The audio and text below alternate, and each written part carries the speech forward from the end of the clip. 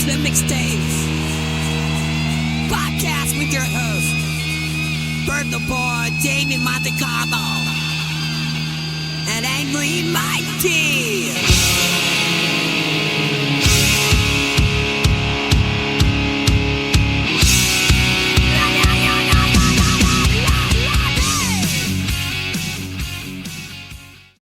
All right, Mixtapes podcast.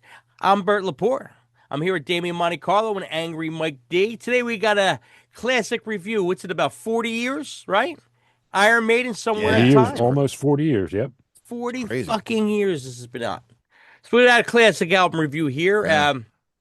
Iron Maiden, Somewhere in Time. It's their sixth studio album, released on September 29th, 1986. Came out on Capitol Records. Producer, Martin Birch. Recording studios, Compass Point Studios in the Bahamas. And I can even say Weesloord Studios in the Netherlands. Whatever. Yeah. 8 tracks, 51 minutes. Also, let's a little notable feature here is Somewhere in Time marked the first Iron Maiden album to incorporate guitar, bass, and synth, adding a futuristic texture. Yeah. Okay, yeah, so band lineup: Bruce Dickinson, lead vocals; Dave Merry, guitar; Adrian Smith, guitar and backing vocals; Steve Harris, bass guitar and bass synth. Yeah, man, and of course Nico McBrain on drums. Classic lineup. Oh yeah, dude, you can't talk about this record without talking about the artwork. I mean, yeah. there's so many Easter eggs in this. Oh, yeah. In this artwork, like, I mean, you could go online and you could see a lot. You can find yourself, but there's definitely a lot of hidden ones. They said there's like close to 40, like different things. Yeah, and some stuff, you could definitely pinpoint some shit right off the bat. Yeah, but there's definitely some. So we're not going to do it here because we don't have the time to do it. But that could be a whole show. Right there. That might be a whole show. Like we could do a whole show on it, which maybe we will. But that's what makes that shit special. Like when you get an album, when they do stuff like that, it adds to it's all the experience, and that's fucking classic shit, man. And guess what? It wasn't a concept album, but the music did live up to what that picture was. So it kind of gave you that. It gave you that feel. Yeah, gave you that feel. All right, so there's 8 tracks on here. You know the way that we do it. We mix our numbers together. We come up with an average and our least favorite to our favorite as a panel. That's how we do it. Coming in at number 8, Heaven Can Wait. What do you got, Damo? Yeah. I mean, I actually forgot how great this album was. It's and I think some fans kind of like, because maybe it's like the start of like the slight decline, I guess, with them with Maiden, but because they had keyboards, the songs were a little more catchier. Yeah. I mean, this one, this has got that real super catchy chorus, but I think it's a killer track. I gave it 8.25. Mike Day. Yeah, going into this, if I had to give probably the worst song on the album, I would have probably went with this, which I actually did. But I probably would have said about a 7. But after listening to it, I couldn't go lower than an 8. Yeah, I gave Heaven Can Wait a 7 out of 10. It's still a really good song. It's a huge fan song. I mean, they play live. Sometimes they'll bring the road crew out on to sing with them, for the whoa chorus parts. The intro is solid. The middle section is awesome. But overall, it's just a straightforward, good song. But I can see why people like it. It's just not my favorite on the record, but still a really good song. Coming number 7, The Loneliness of the Long Distance Runner. What do you have, Damo? Another killer track. A little long, man, but these songs on this album that are on the longer side, I got no problems with. Yeah, me too. Really, I mean, musically, they go places. And this song kind of reminds me of something that could have been like off of Power Slave or something. But I gave it a 7.95. Okay. Mike D? Yeah, man, another one. Fast, heavy driving beat on this one. His operatic vocals are probably like one of the best that I've ever heard on his tracks. Man, I give this one an 8.5. Okay. I gave Loneliness of the Long Distance Runner a 7 out of 10. The lyrics are really cool. It's I guess it talks about like a psychological kind of struggle kind of thing, and I guess that's the long distance, right? It's inspired by a short story and film under the same name. Um, yeah, I mean, I really like the dual guitar work in it from Marion Smith. I think it's a strong, underrated track. I think his track's kind of underrated. Even though I gave it a 7, still think it's an underrated track. It's better than it deserves a little more attention. Coming to number 6, Deja Vu. What you got there, Demo? Uh, this is like my least favorite track, but it's still a great track. I gave it a pretty high score. I thought it's a bit of a deep track. This one, I gave it a 7.75. Okay, Mike T. So deep they supposedly never played this in concert. I believe it. I believe that. I love this song, man. I love the content of it. Like I had a lot of deja vu as a kid, so this song kind of hit it for me. I gave this one an 8.75. Okay. Deja Vu, I gave it a 7.75 out of 10. I mean, listen, Iron Maiden always has excellent and powerful intros. They just do. Their musical interludes, same thing. It's always excellent. So when you try and rate a Maiden thing, because a lot of it has similarities to it, it's hard. Certain bands are just hard to rate on certain things, like even like Mike would say, that's been done before. But sometimes the done before works for certain bands. It may not be fair, but that's just the way it is, It's what it works for what, or what makes them them. Yeah, so it's got the classic Maiden gallop in it, which drives the song, of course, which I love. Bruce Dickinson's got a slightly little more aggressive tone to his verses, and then he opens up with a catchy hook. It's just a solid groove in the song. I think it's a standout deep cut. I like the hook of the song too. I think it's definitely a good deep cut. Coming to number 5, Sea of Madness. What do you have there, Damo? Oh man, this is a killer traffic. Killer traffic. Yeah, killer track. I love the harmonies in there, man, in the chorus. And it's a lot of cool, catchy parts, man, musically and vocally. I gave it a 8 out of 10. Okay, Mike T. Absolutely, man. And it just fits in with the whole futuristic dystopia feel of the album. I love this track, man. Definitely one of my favorite off this album. I gave this a 10. Okay. Sea of Madness, I gave a 7.75 out of 10. I mean, the song's basically, it's almost about what's going on now and how people feel. It's like isolation, modern life, being kind of like separated from what's going on kind of deal. It's got a really cool, aggressive intro to kicks things off, leads into a strong melodic vocal, memorable chorus. I think it's another quality deep track, or maybe just above a deep track. It showcases how good the band is, absolutely, but they're always good. But there's a good balance of melody and intensity in the song. Coming to number 4, Alexander the Great. Demo. Yeah, it's a cool epic song, man. Pretty long, 8-9 minutes. It has some proggy elements in there, which Maiden will kind of utilize, like post 2000 records. You see a lot of stuff like this. But still, excellent track, really well written. I gave it a 7.85. Mike D. Okay. Definitely my second favorite Maiden history lesson. I gave this one an 8.25. Yeah, right. Absolutely. They're good for that. Being Rhyme of the Ancient Mariners, probably the first one for you. Yeah.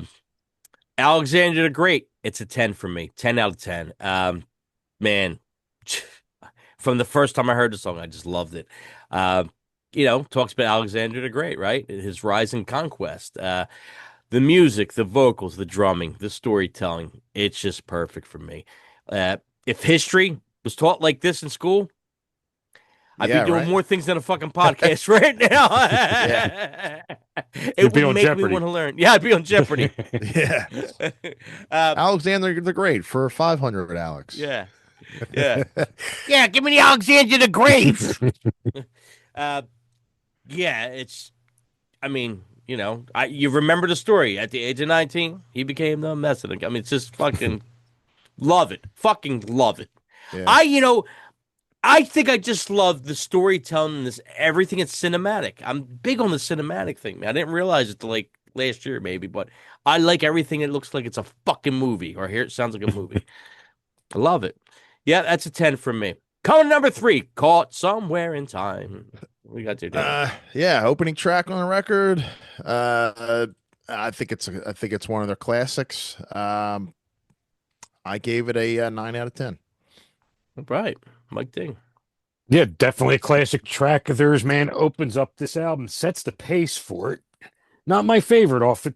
I still give it an 8.25. Okay. Caught Somewhere in Time. I gave it a 9 out of 10. Yeah. What's not to love about time travel? Uh, powerful opener. Powerful opener with a fantastic intro. That intro sets the fucking tone of the record for me. The groove is strong. The guitars are layered fucking beautifully. Dickinson is just great. The wide open chorus in the song, awesome. Definitely one of the strongest tracks on the record. Coming in number 2, Stranger in a Strange Land. Damo.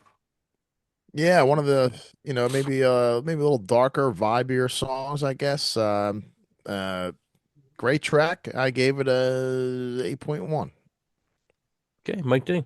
Believe this is, man, I don't know. I'm not sure if this is a true story or just from a book. I know it's about a mountain explorer. I used to think it was something else when I was younger, but It says a frozen Arctic explorer, whatever the fuck that is. right. Yeah. I still love this song, man. 9.5. Okay. Stranger in a Strange Land, I gave it a 9 out of 10. The song begins with a thick driving bass line, man. Before probably building into one of the most atmospheric parts of the song. The synthesizer adds a lot of depth. Dickinson's voice, man, perfectly tells the story. Decades later, still standing that track on this record for me. 9 out of 10. Coming in number 1. What did he really think it was going to be? Coming in number 1. Wasted Years. What do you got, Damo? Yeah, I mean, they weren't one of the bands that would write like hit singles, and they didn't have like radio hits. They're more of like an albums band, But I mean, this is like, if they're going to have a hit single, it's this one, and it was like a worldwide hit. Um, but yeah, I mean, it's all around just a killer song. I mean, great, great lyrics, you know, super catchy verses and choruses. Yeah, it's perfect. I gave it a 10. Yeah, Mike D. Yeah, absolutely, man. I gave us a 10, man. I don't give too many of them out. This album got 2 of them. I know. I have to keep track of that, man. I have to keep track of that. Wasted Years, ring the bell. I gave it a 10. All three of us gave it a perfect score. I mean, what's not to like, man? The iconic opening guitar riff, the bit or whatever the fuck it is. Everybody that picks up a guitar tries to play that. We just all know it's down here somewhere, right? Yeah, that intro. They all try and learn that intro at some point. Despite, Iron Maiden really never trying to get radio airplay, they're not really radio friendly band. This track, pretty much achieved that, I thought, without really changing what the band's about. The band's still what they are. Yeah, they're synthesizers, but listen, and it's part of the way the world changes. Use your phone. So, you can't use shit on your phone because it's available. Sure. If you want to get creative, you got to go to other outlets, Um, the song's just fucking great. It's perfect. I love the video when it came out. It's perfect for the record. I love it. So our score's coming in for Iron Maiden, Somewhere in Time. Damien gave it an 8.36. Mike D gave it an outstanding 8.90. Wow. That's It's a big record. from Mike. That might be Yeah. a record. I gave it an 8.43. So Mike D, 8.9. We don't see many of that out of Angry Mike D. That's pretty impressive. Final average score for mixtapes, 8.56, which is high. That's a high score for all of us. Yeah, final thoughts, Damo. What you got? Yeah, I forgot how great this one was. I haven't listened to it in a really long time. And yeah, I mean every song is killer. I really like every song, even the long ones. Yeah, I mean really really good. Definitely one of my I would have to say it's probably one of my favorite Maiden albums. Nice. Mike D. Yeah, definitely one of my favorite Maiden albums. I could swing between this and probably Seventh Son. Uh, Probably in my top 20 albums of all time, I'd say. I Well, remember it's probably one of the first metal albums I ever listened to. I remember going to the library and finding this on vinyl like years ago while I was still in school. So this always has a spot in my heart for me. So gotcha. great album though. My final thought. I remember being extremely excited when this album first came out. The artwork alone, man, could keep you busy for hours. It was so much fun just looking at the artwork. You know, because when you first get it, you're not sure. It ain't like it is today where you see things out ahead of time. So you would get it, and someone would be like, "Oh, did you see the Aces High sign? Oh, did you see the Ruskin thing?" You know, then you just start to put, you know, you start finding shit, and that makes it a whole. It's like a fucking game, right? Hmm. That makes it even more interesting. Yeah. You know, all the hidden references. So, you know, that's something like I said before. When you have a vinyl and you can experience that because you have so much space. Yeah, you know, it gives you something for the visual side. Somewhere in time, man, it still holds up remarkably well. It just holds up well, man. It's got a futuristic sound, it's strong songwriting, iconic artwork. It remains a standout release in their catalog. I mean, you know, I'm saying their first 7 records, they're all must-haves. Every one, the first 7s are all must-haves. They're all great records, and after that, they're decent. But the first 7, they're all knockout punches for me, man. That So, tour they're going to be doing is they're going to be playing only stuff from the first 10 years up to I think it's up really, to Fear of the Dark, up to that stuff. yeah, yeah, it's probably about right. Yeah, that's probably about right. Yeah. Now, even Yeah, and the last tour they did, which I did go to the last tour, it was like a mixture of Caught Somewhere in Time and Senjutsu. It was like a mixture of that. Like, it's kind of cool how they, oh yeah, but they played a lot of new stuff on that. yeah, it was a lot of new stuff, but then a lot of also from Caught Somewhere in Time. So it was like they have a cool way of not just dumping everything or not just playing just new stuff. They have a cool way Hmm. of theming it. Like, they'll tour and they'll theme it out. Like, all right, we're gonna mix Power Slave and I don't know, Fear of the Dark, but we're still gonna Yeah, play I these wish more other bands did excellent stuff like songs. that. It's great. You don't get sick of it. I mean, there's certain songs they're going to play, but there's so much to pick from Yeah, that they could leave out. It's You're not going to satisfy everybody with a playlist. I mean, you know, we play in a band, we got fucking 25 fucking songs or something like that, and it's still an argument every time we do a set list. So it's like, you know, so you're yeah. never going to satisfy everybody, you know. But yeah, I would love to come see, you know, go see them if they come again. And yeah, Iron Maiden, Somewhere in Time, must have, must get. First 7 records, must get. Mixtapes. See you next week.